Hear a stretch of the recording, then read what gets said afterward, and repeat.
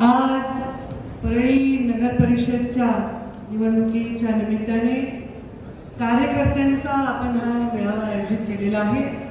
यामध्ये महायुती म्हणजेच भारतीय जनता पार्टी, राष्ट्रवादी काँग्रेस, शिवसेना, रिपाई आणि या सर्व लोकांनी मिळून एकजूट करून ही निवडणूक लढत आहेत। आणि आपल्या सर्वांचे लाडके नेते धनंजयजी मुंडे यांनी सांगितलं की महाराष्ट्रामध्ये कुठेच अशी संपूर्ण युती झालेली नाही, अशी परळी वैजनाथ तिथे वैजनाथाच्या आशीर्वादाने झालेली आहे। या संयुक्त प्रचार सभेला मंचावर उपस्थित आपल्या सर्वांचे लाडके नेते, माझे मोठे भाऊ आणि या परळीमध्ये या निवडणुकीच्या प्रचाराचे धुरा ज्यांनी स्वतःच्या खांद्यावर घेतले आहे ते धनंजय मुंडे, आमच्या मंचावर उपस्थित आमच्या शहराच्या अध्यक्षा उमाताई समशेट्टी, राष्ट्रवादीचे शहराचे अध्यक्ष भैया धर्माधिकारी, मंचावर उपस्थित शिवसेनेचे प्रमुख व्यंकटेश शिंदे, रिपाईचे प्रमुख सचिन कागदे, आमचे ज्येष्ठ सर्व मार्गदर्शक म्हणजे जुगल किशोरजी लोहिया, विकासरावजी डुबे, मंचावर उपस्थित आता बिनविरोध ज्यांची निवड झाली त्या जयश्री मुंडे, शांतीलालजी जैन आमचे मोठे बंधू, इथे मंचावर उपस्थित सुरेश डाग, विजयजी वाकेकर आमच्या बँकेचे डिरेक्टर, वैजनाथराव सोळंके, निळकंठ साठे, संदीप लाहोटी, विनोद जगतकर, शेख तय्यब, इथे उपस्थित सर्व मान्यवर आणि सर्वात महत्त्वाच्या मंचावर ज्यांची उपस्थिती आहे त्या आपल्या नगराध्यक्ष पदाच्या उमेदवार पद्मश्री धर्माधिकारी आणि सर्व नगरपालिकेला उभे असलेले शिवसेनेचं, कमळाचं आणि घड्याळाचं चिन्ह घेऊन उभे असलेले सर्व माझे उमेदवार। सर्वप्रथम मी पद्मश्री बाजीराव धर्माधिकारी यांना ॲडव्हान्समध्ये आज शुभेच्छा देते की पूर्ण विश्वास आहे की या परळीच्या नगराध्यक्षा म्हणून त्या लवकरच आपल्या कामाची जबाबदारी स्वीकारतील। मला धनंजय मुंडे त्यांच्या भाषणात म्हणाले त्याचप्रमाणे मला असं वाटलं की भैया म्हणजे बाजीराव धर्माधिकारी यांचं लहानपणापासून स्वप्न असेल की आपण असं काम करावं की आपल्याला पद्मश्री मिळावी आणि त्यांना पद्मश्री त्या रूपाने का होईना हे मिळालेले आहे। आणि त्यामुळे मला वाटतं हे खूप चांगला योग आहे, सुवर्ण योग आहे। तशीच परळीच्या भविष्यामधल्या पूर्ण टीमनी चांगलं काम केल्याबद्दल तुम्हाला खरंच पद्मश्री प्राप्त व्हावी असं काम तुमच्याकडून व्हावं हेही मी या निमित्ताने आपल्या सर्वांना शुभेच्छा देते। अनेक वर्षांनी हा योग आला। एक असा काळ होता जेव्हा मी, धनंजय भाऊ, आम्ही सगळे मिळून, तेव्हा मुंडे साहेब होते, अण्णा होते, सर्व परळीची टीम होती, सर्व एका बाजूला होतो आणि काँग्रेस दुसऱ्या बाजूला होतं, तेव्हा सुद्धा लढाई फार जोरात व्हायची। या परळीमध्ये 25-30% असे लोक आहेत जे कुठेही गेले तरी ते जे मुख्य पॅनलच्या विरोधात असतात। पण मला वाटतं यावेळी इतिहास मिळवल्याशिवाय परळीची जनता राहणार नाही। धनंजय मुंडे जेव्हा निवडणुकीला उभे होते त्यांनी सर्वाधिक जास्त मतांनी निवडून आले, त्याच्यामध्ये या युतीचं पण फार मोठं योगदान आहे। कारण जे मत कमळाचे आणि घड्याळाचे एकत्र आल्यामुळे एवढी मोठी ताकद निर्माण झालेली आहे आणि हे बघितल्यानंतर ही ताकद आता हलू द्यायची नाही असा निश्चय आम्ही केला आणि निवडणुकीच्या रणांगणामध्ये, पक्षाच्या आणि व्यक्तीच्या निवडणुकीमध्ये परळी हरली नाही पाहिजे हा निश्चय केला आणि म्हणून ही महायुती आम्हाला घडवण्यामध्ये यश मिळालं। स्वतःचे स्वार्थ, स्वतःचा इगो आणि स्वतःचे सगळे जे काही विषय आहेत ते आम्ही बाजूला ठेवले आणि परळीच्या विकासाच्या दृष्टीने ही शक्ती एकत्र राहण्याची गरज आहे आणि म्हणून ही युती केलेली आहे।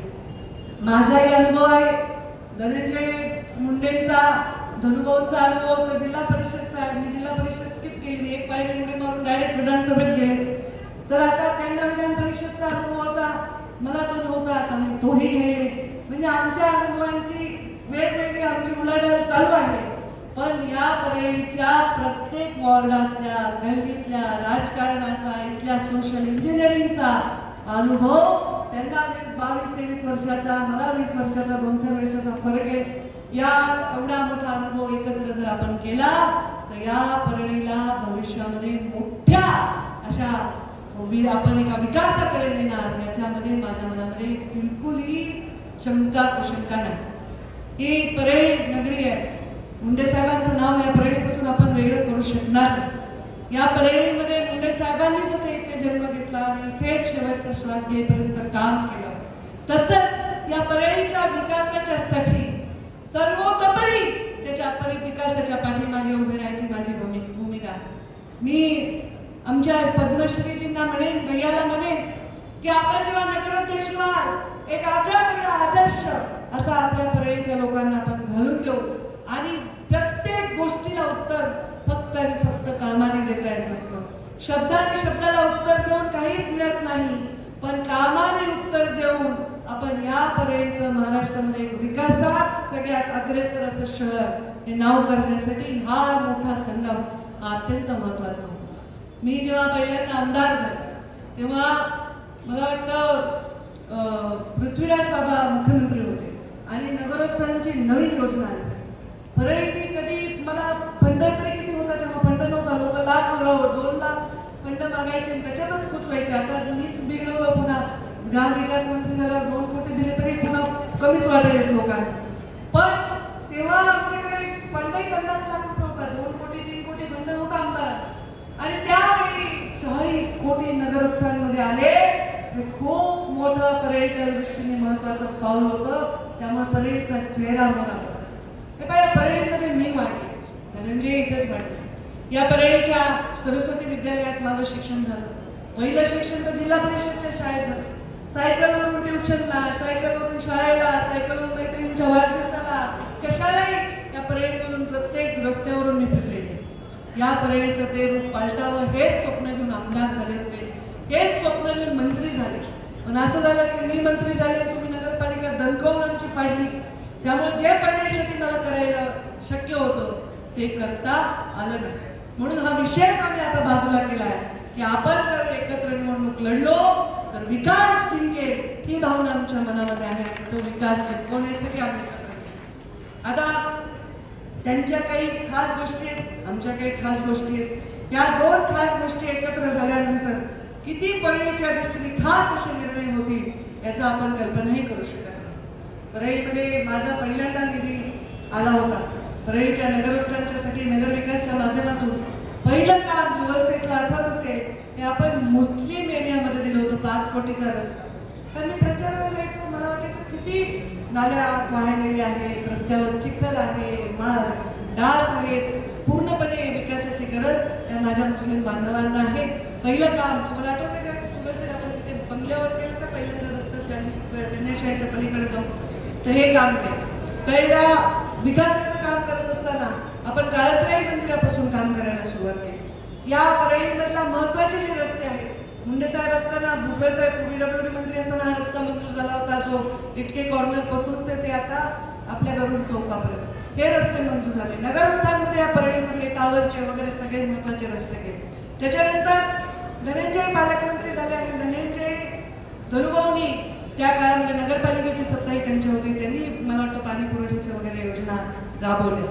यामध्ये माझी अशी सूचना असेल, माझी अशी विनंती असेल की जोही नगरसेवक निवडून येईल त्यांनी त्याच्या नगरसेवक म्हणून त्याच्या वॉर्डामध्ये रोज जनता दरबार घ्यायला पाहिजे. रोज सकाळी नळाला पाणी आलंय का नाही हे बघितलं पाहिजे. मला आठवतं जेव्हा मी पालकमंत्री होते, सुरुवातीच्या काळामध्ये जुगलसेठ आपण नगराध्यक्ष होते, तर कुठे जर मी रस्त्याने चालले पाईप वाया गेला तर मी तिथंच थांबून म्हणायचे इथे पाणी वाया झालं. कुठे पाणी नसेल तिथल्या तिथे निकाल लावण्यासाठी नगरसेवकाचा रोज संपर्क, जसा आहे भावड्यांचा ना, खूपच तुमचं सगळे नाव घेतात. भावड्याचं खूप मोठं, भावड्यात म्हणतात आता सगळे, कंसात नाव सुद्धा पेपर मध्ये तेच लिहिलेलं आहे. तर खूप नगर आता हे पवन आमचा म्हणतो, पवन मुंडे सकाळी सकाळी दुःखात मिळेल आमच्या गावी लोक येतात. हो कधी का नगरपालिकेत ते हे केलं पाहिजे. चुकीच्या पद्धतीने रस्त्यावर खूप अतिक्रमण येते, व्यवस्थित त्यांचं नुकसान न होता बाजूला करून रस्ते मोठे केले पाहिजे. परळीमध्ये पाणी पुरवठ्याच्या योजनांमध्ये काही त्रुटी राहिल्या असतील त्या त्रुटी पूर्ण केल्या पाहिजे. जे रस्ते लेवल झाले, समजा फुटपाथवर झाले, रस्ता खाली झाले आणि उद्या भरपूर पाऊस पडला तर ते अडचण नाही झाली पाहिजे, हे आपण दुरुस्त केलं पाहिजे. आणि सगळ्यात गरीब वस्ती या चकाचक आधी केल्या पाहिजे. गरिबांची सेवा करण्यासारखं मोठं पुण्य कुठलंही नाही. आणि गरीब गरीबाला कुठलाही रंग नसतो, हिरवा असेल, पिवळा असेल, भगवा असेल, निळा असेल, गरीबाला फक्त कळतं त्या हाताला काम आणि पोटातली भूक, आणि ती त्यांना उपलब्ध करून देण्यासाठी या भागामध्ये रोजगार मोठ्या प्रमाणामध्ये आपण उपलब्ध केला पाहिजे. आपल्या जिल्ह्यामुळे एखाद्या कारणामुळे एखादी बदनामी झाली तर ज्याच्यामध्ये त्याचा काही संबंध नसतो ना, तो माणूस हा त्याच्यामध्ये पिसला जातो, गव्हाबरोबर किडे रगडले जातात आणि त्यांना त्रास होऊ नये म्हणून इथे उद्योग आला पाहिजे याच्यासाठी प्रयत्न. धनुभाऊंनी सांगितलं, धनुभाई कृषी मंत्री असताना त्यांनी इथे कृषीचं महाविद्यालय आहे. मी आता पशुसंवर्धन मंत्री झाल्यानंतर पशु वैद्यकीय इथे महाविद्यालय आहे. 450 कोटी रुपये अजितदादा पवार जेव्हा त्या अर्थमंत्री असताना पहिला माझा दौरा होता तेव्हा बारामती आणि परळी असं मंजूर करून त्यांनी त्याला निधी सुद्धा मंजूर केला आणि एक मोठं, आता आपण आचारसंहितेमुळे थांबलाय नाही तर त्याचा एक भूमिपूजनाचा सोहळा करायची आमची तयारी. मग इथे विद्यार्थी येतील बाहेर, विद्यार्थी आले तर इथे शिक्षणाला येतील, शिक्षणाला आले तर 4 पैसे खर्च करतील, मार्केटमध्ये म्हणजे लोकांना छोट्या छोट्या गोष्टी पेइंग गेस्ट म्हणून कोणी राहील, कोणी जसं एखादं शैक्षणिक शहर असतं तसं वातावरण ते आपण निर्माण करू शकतो. आपल्या कधी कधी मला वाटतं की आपसातल्या संघर्षामुळे सुद्धा विकास खूप वेळा लटकून राहतो, लांबून राहतो, ते सुद्धा आपण टाळण्याचा प्रयत्न करतो. सामान्य माणसाची, गरिबाची सेवा करण्यासाठीच आम्ही राजकारणात करतो. मुंडे साहेबांनी सर्व वैभव माझ्याकडे असताना मला लोटले कष्टामध्ये. त्याचं कारणच हे आहे की जो अंतिम आहे, जो सगळ्यात शेवटचा माणूस आहे, त्याच्यापर्यंत विकास पोहोचला पाहिजे आणि तो पोहोचवण्यासाठी काम करणं आमचं कर्तव्य आहे. ज्या भागामध्ये कोणतीही मस्जिद असेल तिचाही विकास तेवढ्या पद्धतीने तिच्या आजूबाजूचा. मला आठवतं मी मागच्या वेळी एकदा खूप एक नालीचं पाणी चुकून म्हणजे पाईप वळल्यामुळे मस्जिदीत जात होतो, तेव्हा तिथे सांगून तो विषय होता. म्हणजे प्रत्येकाचं जे धर्माचं मोठं स्थान आहे, जिथे त्यांचा एखादा बौद्ध विहार आहे, इथे एखादा मंदिर आहे, या सगळ्या गोष्टींचा समान पद्धतीने त्यांचा सन्मान करून तिथे विकास केला जाईल. आमच्या वैद्यनाथ मंदिर 12 ज्योतिर्लिंगांपैकी एक मंदिर आहे. तीर्थक्षेत्राच्या विकासासाठी मागच्या नगरपालिकेत जेव्हा आपण एकमेकांच्या विरोधात उभे होतो धनुभाऊ, तेव्हा ते आम्ही GR काढला होता आणि नंतर मी मंत्री नसल्यामुळे त्याच्यामध्ये मला काही फार रोल करता आला नाही. पण आता त्याच्यात अजून पैसे धनुभाऊच्या काळात त्यांनी आणले आणि आता त्याचं काम जोरात झालं पाहिजे. अत्यंत स्वच्छ कारभार धर्तीवर विकास झाला तर याचाही परिणाम आपल्याच लोकांवर होतो. आता वैद्यनाथ कारखान्याला अनेक अडचणीला आम्ही सामोरं गेलो. कारखाना बंद राहिला तर मार्केट थंड पडत होतं. मार्केटमध्ये म्हणजे आमचे विजय वाकेकर सांगतात एक शब्द आहे, काय मार्केटमध्ये पैसे, काय शब्द आहे तुमचा मारवाड्यांचा,